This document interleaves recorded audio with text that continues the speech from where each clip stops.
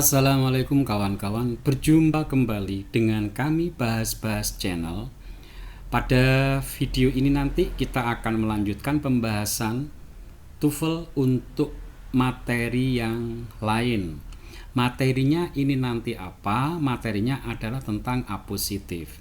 Sebelum kami menjelaskan lebih lanjut tentang apositif, salam hormat kami kepada Bapak Ibu Guru serta para pengajar NKRI. Semoga semuanya sehat. Amin. Baik, adik-adik semuanya, terkait dengan model soal seperti ini, ada sebuah konsep terlebih dahulu yang harus Anda ketahui. Namanya adalah apositif. Apositif itu adalah singkatnya sebagai penjelas.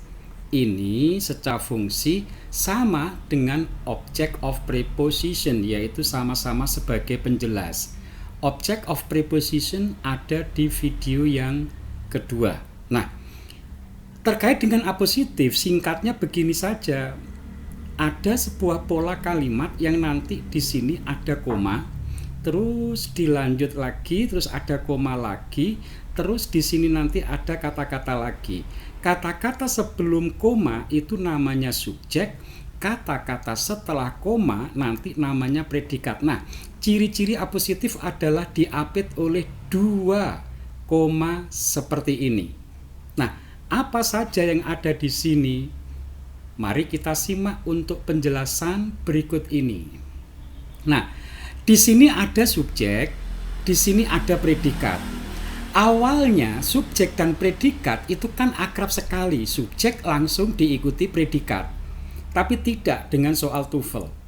Soal TOEFL itu seringkali ya menyantumkan di sini, memberikan tulisan di sini ada yang berupa object of preposition. Itu ada di skill yang kedua atau ada di video yang kedua tentang TOEFL. Object of preposition. Ada juga yang namanya apositif. Ciri-ciri apositif itu kawan-kawan nanti modelnya ada tulisan seperti ini.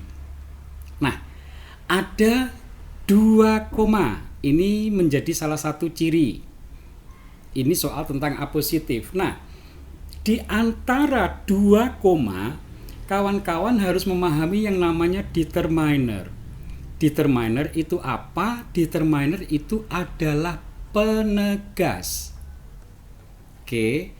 Penegas di sini termasuk atau penegas atau pembatas, maaf ya, pembatas atau penegas. Pembatas atau penegas atau determiner itu meliputi 4 hal. Yang pertama ada yang namanya adalah possessive adjective yang sudah kita kenal sejak SD, yaitu my contohnya, your contohnya. Nah, di belakangnya nanti dikasih benda. Di belakangnya nanti dikasih benda. Inilah benda yang nanti harus Anda taruh. Berarti my, your itu kategori determiner yang possessive adjective. Yang kedua, ada yang namanya artikel. Oke, artikel itu ada kata di sini diikuti benda. Misalnya an di sini diikuti benda. Misalkan the, misalkan di sini nanti diikuti benda. Nah, ada seperti ini. Ini namanya artikel atau kata sandang. Yang ketiga, kawan-kawan, ada yang namanya demonstratif. Demonstratif itu apa? Demonstratif itu semisal this diikuti benda tunggal, that diikuti benda tunggal di belakangnya. Di sini yang keempat, kawan-kawan, ada yang namanya adalah kuantitatif. Ini menyatakan jumlah. Kuantitatif itu banyak sekali dalam bahasa Inggris. Ada kata some diikuti benda, ada kata many diikuti benda. Kelompoknya ini pokoknya. Nah, ini ciri-ciri nanti sebuah soal itu disebut sebagai soal apositif. Kata-kata yang apositif ini, kata-kata yang determiner ini yang meliputi 4 itu nanti diapit oleh 2 koma. Di sini ada koma, terus di ujungnya nanti di sini ada koma. Nah, inilah yang disebut determiner, kawan-kawan. Untuk lebih jelasnya, kami beri singkatan. Possessive adjektif saya singkat P. Artikel saya singkat A. Demonstratif saya tulis 2 huruf pertama. Kuantitatif saya tulis 2 huruf pertama. Saya singkat Pak Deku. Jadi determiner itu sama dengan Pak Deku.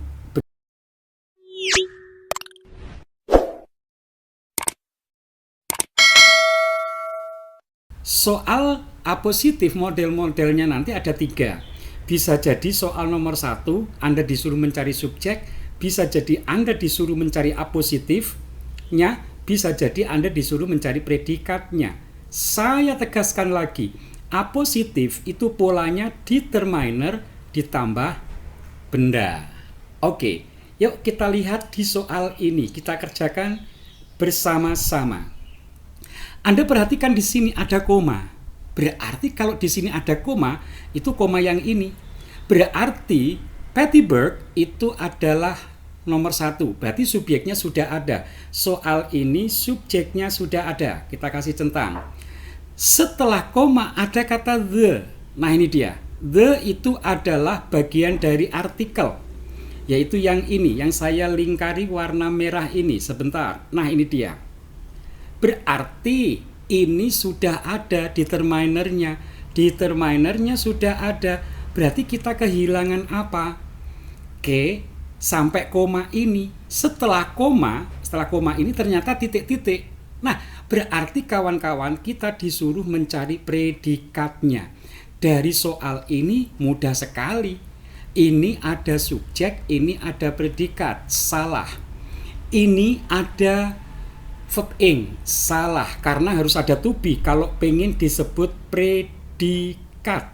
Saya ulang lagi, kalau nanti ada verb ing, bila dia pengen disebut predikat, di depannya harus ada to be. Karena ini tidak ada to be, berarti bukan predikat. Syaratnya predikat itu verb ing harus ada to be.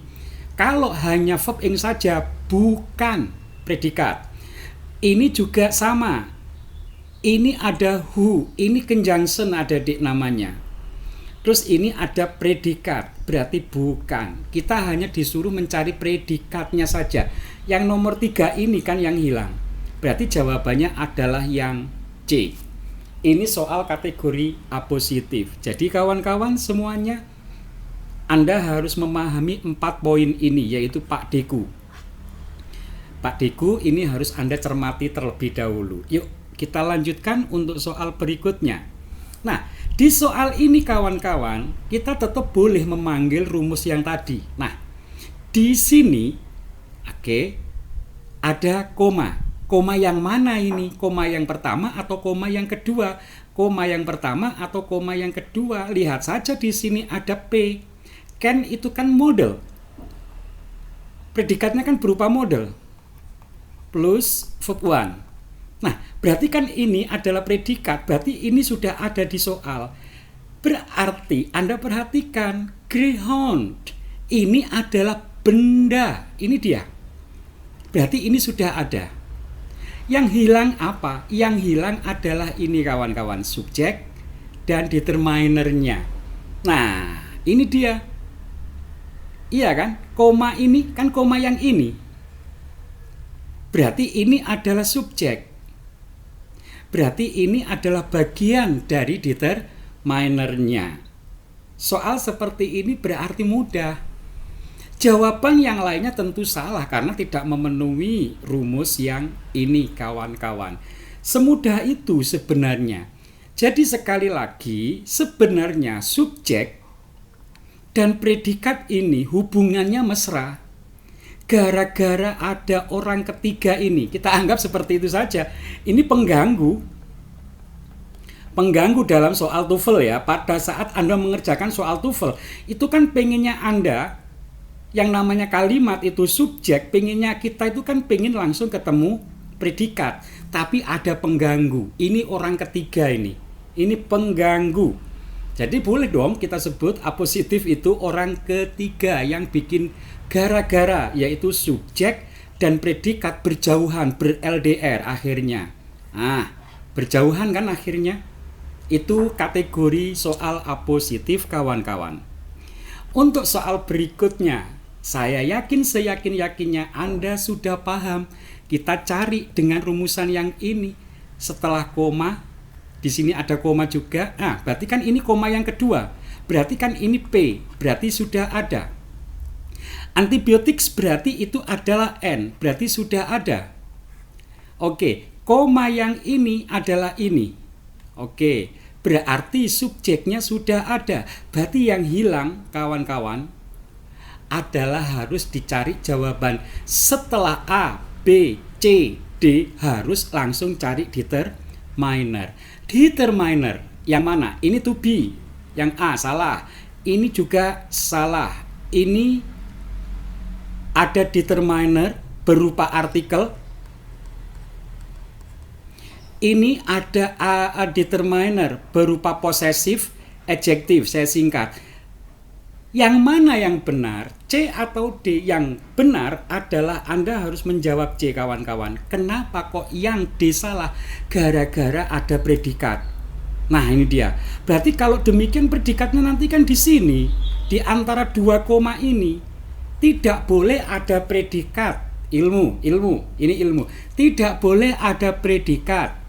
Ya, tidak boleh ada predikat di dalam apositif, di dalam dua koma ini.